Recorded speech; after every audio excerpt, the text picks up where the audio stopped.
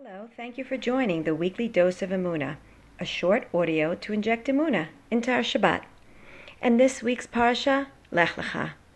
It's a map for a spiritual journey, the soul's path to awakening. And we receive a specific instruction on how to go about that spiritual journey, how to rise up so that we can stand before Hashem and meet our true purpose in life. So the first note that we receive from the Torah in this week's parsha is Lech Lecha. Start to walk, make the journey, step by step. Just start one step at a time, and you're sure to make the journey and fulfill your mission in life. Where are you supposed to go? Mi'artzecha. You're supposed to leave your aretz, leave your earthliness. Aretz, which is closely related to the word ratzon. We're supposed to leave our artziut, our earthly desires, and elevate ourselves so that we can fulfill our godliness, that spark of godliness that each and every one of us holds dear within, that we will be able to fulfill our connection to connecting to that life force, the godly force that we have within.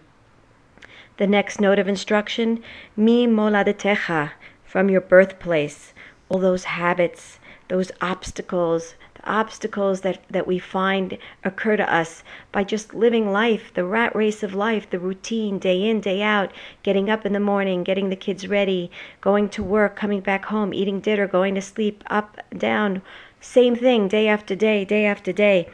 Those little bits and pieces of our everyday routine, they take us away from our ability to progress, from our ability to feel zest and excitement over what we're doing and the purpose that we're fulfilling. So all those habits that came with us that we do every single day is to break out of that shell and be able to see the renewal and the vigor in all that we do. And the last note is mi bet avicha, from the ways of our home, of our house, the ways of the world. The world is so forceful in showing us their terms, dictating to us how to respond, how to act, how to think. They define our whole being.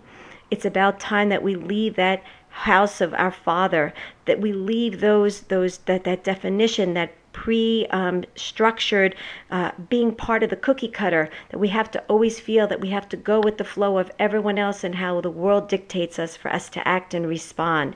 We're allowed to be our own selves, discover our own soul, and live our own destiny and our own path, because that's what our soul is yearning out for us to do. So the real moral of the story and how it connects to Shabbat is it's on Shabbat Kodesh that we're able to live in this world and see this world through Hashem's eyes. Hashem shows us His world every Shabbat. Every Shabbat is me'ain, is sort of a part of that whole Lech Lecha scheme of being able to leave our earthliness, leave the routines, leave the obstacles, leave the ways of the world, and to be able to literally envelop ourselves to a world that Hashem shows, as it's written in this week's parsha. Hashem will show us the land where we need to travel to. We don't know where we're going. And the challenge is not knowing and surrendering our knowledge, surrendering our mind to Hashem, and trusting that He is going to awaken our soul. He's going to reconnect us back to His, to our holy root source on high, and be able to fulfill our needs, our soul's needs, if we just desire to want to see Him in our lives. And this is the spiritual journey.